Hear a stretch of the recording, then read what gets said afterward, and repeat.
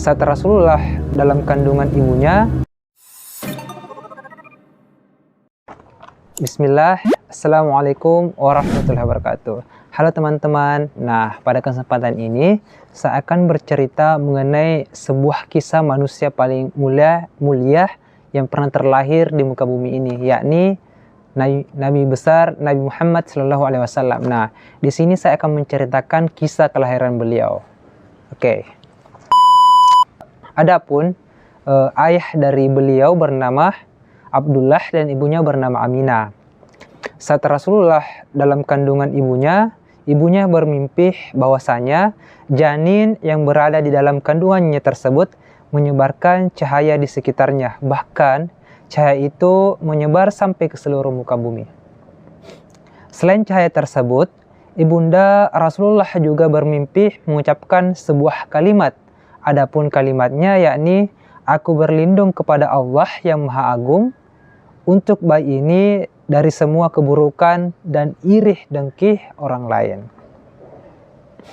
Nah, adapun pendapat para ulama, ada yang menyampaikan ketika usia kandungan Aminah memasuki sekitar usia 6 bulan, Abdullah meninggal atau ayah dari baginda Nabi meninggal. Jadi, Nabi Muhammad telah menjadi yatim sebelum beliau lahir. Adapun kelahiran beliau yakni diperkirakan sekitar tanggal 12 Rabiul Awal di tahun Gajah, tepatnya 50 hari setelah kejadian penghancuran pasukan bergajah.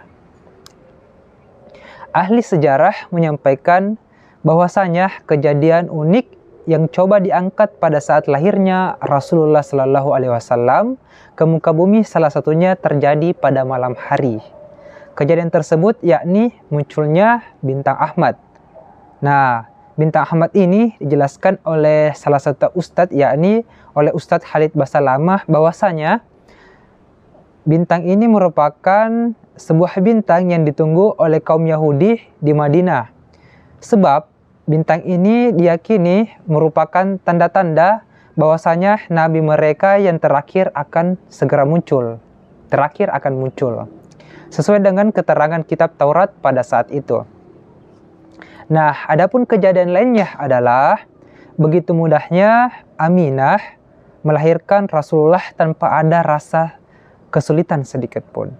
Bahkan menurut riwayat, bahkan tidak ada yang membantu ibunda dari Nabi Muhammad dalam proses melahirkan tersebut.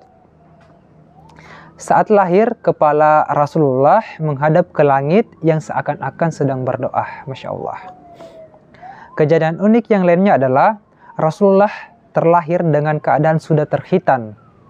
Dan Rasulullah lahir tanpa terbebani dengan yang namanya tali pusar. Jadi Rasulullah ketika terlahir itu sudah dikhitan seperti dengan orang muslim seperti yang sekarang ini. Dan ketika Rasulullah lahir itu, kakek dari Rasulullah yang mengetahui kelahiran cucunya sangat bahagia. Tentunya beliau sangat bahagia. Abdul Muthalib atau kakek Rasulullah kan kalimat, "Ada perkara yang besar seiring kelahiran cucunya tersebut."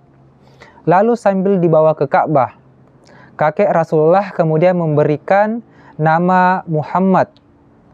Adapun rahasia di balik nama Muhammad yang diberikan pada saat kelahiran Rasulullah SAW, nama Muhammad adalah nama yang pertama diberikan kepada Rasulullah dan belum dikenal oleh orang-orang Arab pada saat itu.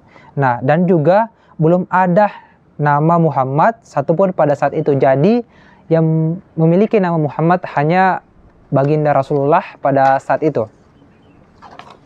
Nah, selanjutnya kisah Abdul Muthalib mengetahui nama Muhammad dikisahkan pada saat beliau sedang jalan-jalan ke negeri Syam sebelum kelahiran dari Rasulullah SAW bersama dengan 3 orang sahabatnya.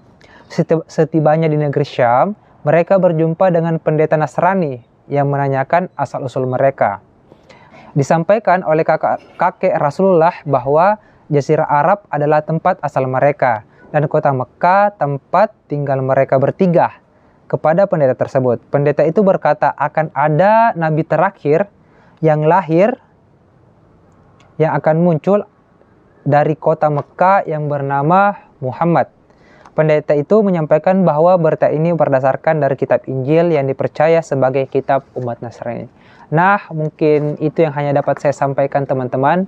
Cerita singkat mengenai kisah kelahiran dari baginda Nabi besar Nabi Muhammad SAW.